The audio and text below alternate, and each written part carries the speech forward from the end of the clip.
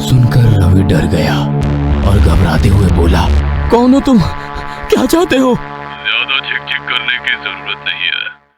अगर अपनी बेटी को सही सलामत वापस चाहता है तो जितने पैसे मैं बोलूं चुपचाप लेकर मेरी बताई हुई जगह पर आ जाना, और पुलिस को इन्फॉर्म किया तो अपनी बेटी को जिंदा देखने के बारे में भूल जाना।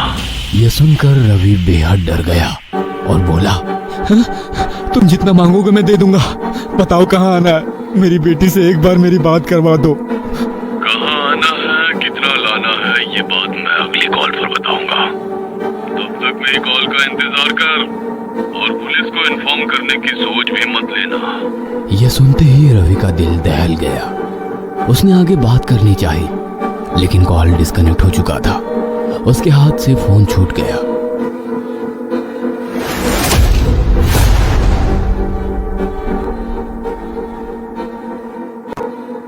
और फिर सबके पूछने पर उसने बताया कि पूजा का किडनैप हो चुका है।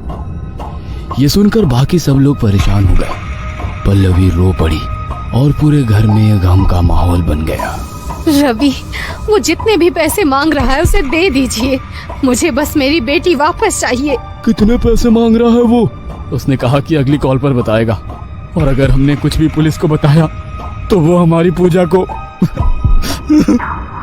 रवि कहते हुए रोने लगा।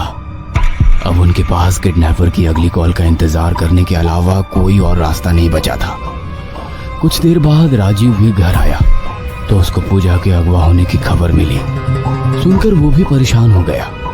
अब सभी लोगों को किडनैपर की अगली कॉल का इंतजार था। पूरा दिन ऐसे ही निकल गया और उसकी तरफ से कोई कॉल नहीं आई। फिर रात के तकरीबन 10 बजे के टाइम डोरबेल बजी। पल्लवी ने जैसे ही दरवाजा खोला, सामने अपनी प्यारी बेटी पूजा को खड़ा देखकर उसकी आंखों से खुशी के आंसू छलक आए।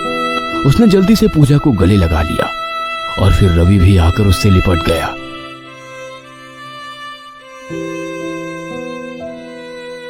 महेश, साक्षी और राजीव भी पूजा को सामने देखकर हैरान और खुश थे, और वो भी उसके पास जाकर उससे बोलने बतियाने लगे। उससे पूछने लगे कि आखिर वो थी कहाँ और किडनैपर के चंगुल से कैसे आजाद हुई। मैं अभी इस बारे में कुछ बात नहीं करना चाहती। मैंने कल से कुछ भी नहीं खाया है और बहुत थक गई हूँ। इतना सुनकर पल्लवी और ज्यादा परेशान हो गई और फिर वो सब पूजा को हॉल में लेकर गए। उसको डिनर करवाया।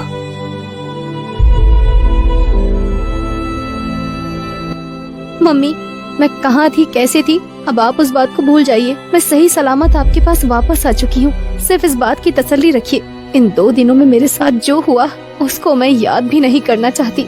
सुनकर सभी ने उसकी रजामंदी दिखाई और फिर उससे कोई सवाल नहीं किया।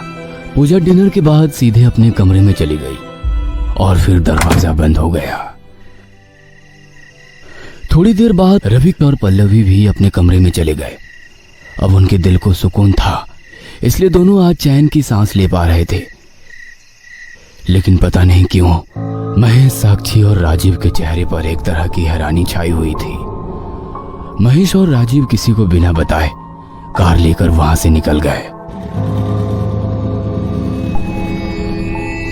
अब साक्षी अपने कमरे में अकेली थी।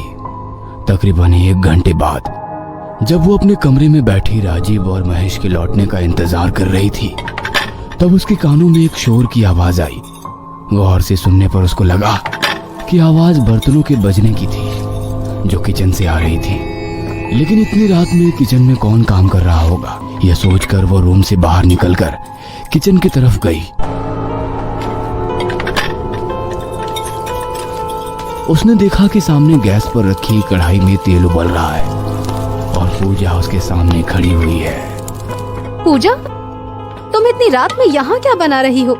सुनकर पूजा पलटकर बोली, आंटी जी, आपको मेरे हाथ के बने पकौड़े बहुत पसंद है ना, इसीलिए मैंने सोचा कि आज आखिरी बार आपको बनाकर खिला दूं।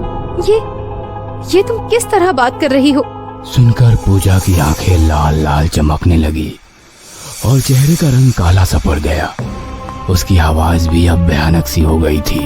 आंटी जी, आज के पकौड़े आपकी जिंदगी के आखिरी पकौड़े होंगे।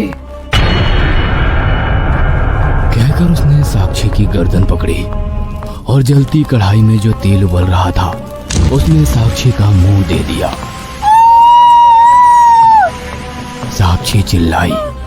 जो जलन और तकलीफ वो इस वक्त महसूस कर रही थी उसको शब्दों में बयां करना नामुमकिन है। वो छटपटाई, लेकिन काफी देर तक साक्षी ने उसको नहीं छोड़ा और भयानक अंदाज में हंसती रही। तेज जलन की वजह से उसका पूरा चेहरा झुलस चुका था और सांस न आने की वजह से उसकी मौत हो गई। अब वो अपने आप निठाल हो गई तो पूजा ने उसको छोड़ दिया और वो जमीन पर गिर गई। दूसरी तरफ महेश और राजीव की कार अपनी मंजिल तक पहुंच चुकी थी। एक पुराना सा घर जो कि सुनसान इंडस्ट्रियल एरिया में था। दोनों कार से निकलकर उसके अंदर पहुंचे और एक कमरे के सामने जाकर रुक गए जिसके दरवाजे पर बाहर से कुंडी लगी थी। राजीव ने दरवाजा खोला और दोनों अंदर पहुंचे। कमरे में मांस के सड़ने की बदबू फैली हुई थी। फिर बेड के पास जाकर जब उन्होंने जमीन पर देखा तो दोनों के होश उड़ गए। बेड के पास जमीन पर पूजा की लाश पड़ी हुई थी और उसके ठीक बराबर में एक और आदमी की लाश थी।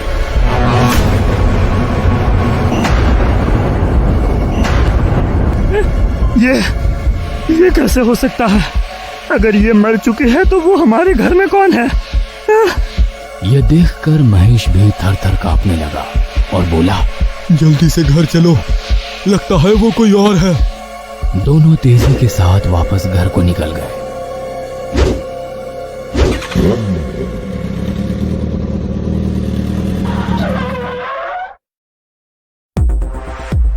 जैसे ही वो दोनों घर पहुंचे उन्होंने देखा कि दरवाजा पहले से ही खुला हुआ है और किचन से पूजा के हंसने की आवाज आ रही है। ताजुब की बात यह थी कि वो आवाज अपने कमरे में बेखबर सो रहे पूजा के पेरेंट्स के कानों तक नहीं पहुंच रही थी। वो दोनों डरे हुए थे लेकिन फिर भी हिम्मत करके किचन की तरफ चले गए। यह देखकर उन दोनों के होश उड़ गए कि साक्षी जमीन पर झुलसे हुए चेहरे के साथ मरी पड़ी है और उसके सिवा वहां कोई नहीं है। दोनों भाग कर गए और उसके पास जाकर आंसू बहाने लगे। तभी किचन की लाइट्स बंद हुई और फिर से पूजा की हंसी की आवाज गूंजी। वो दोनों डर गए और फिर जैसे ही कमरे की लाइट्स खुली तो पूजा हाथ में चाकू लिए अपने डरावने अवतार में खड़ी थी। दोनों एक साथ चिल्लाए और खड़े होकर पीछे हट गए।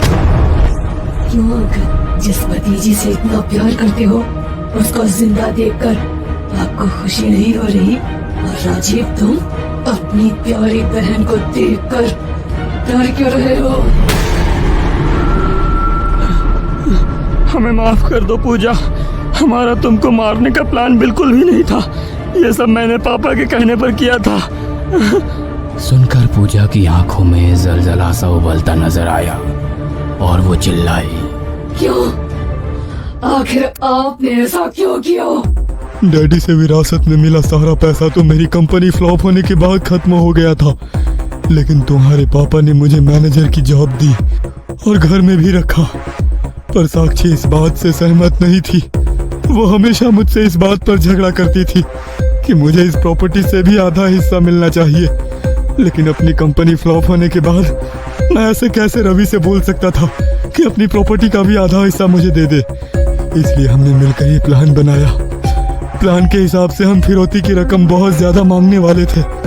मजबूर होकर रवि अपनी सारी प्रॉपर्टी बेचकर तुमको छुड़ा कर लाता और फिर वो पैसा हमारे पास ही घूम कर आता। फिर मैं उन्हीं पैसों से अपना नया बिजनेस शुरू करने वाला था। बस यही सब सोचकर हमने तुमको किडनैप करवाया था। लेकिन सच में हमारा मकसद तुमको मारना नहीं था बेटी, मारना नहीं था। यह सुनकर पूजा गरजती आवाज में बोली, तुमने जिस आदमी को मेरी निगरानी के लिए बाहर छोड़ा था वो एक नंबर का याश था।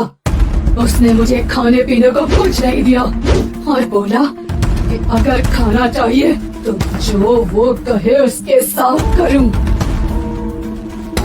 मैं ये समझ चुकी थी कि वो क्या चाहता है, लेकिन मैंने उसको हाँ बोल दिया। उसने जैसे ही मेरे हाथ खोले, मैंने उससे हाथापाई की, लेकिन उसने चाकू से मुझ पर हमला कर दिया। मैं तो मर चुकी थी, लेकिन मेरी आत्मा अब आजाद थी।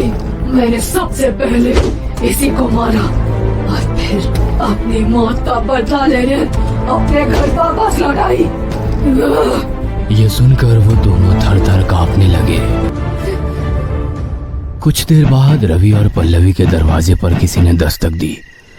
दोनों ने उठकर दरवाजा खोला तो देखा कि पूजा बहुत ही डरी हुई हालत में उनके सामने खड़ी थी। पापा, मम्मी, हमारे घर में 2 बदमाश घुस आए हैं। उन्होंने अंकल, आंटी और राजीव भैया को मार दिया है और अब उनके कमरे में पता नहीं क्या कर रहे हैं। सुनकर रवि ने पहले अपनी बेटी को गले लगाकर उसको हिम्मत बढ़ाई और फिर तीनों एक साथ महेश के कमरे में पहुंचे। उन्होंने देखा कि तीनों की लाशें जमीन पर पड़ी है। कबर्ड खुली हुई थी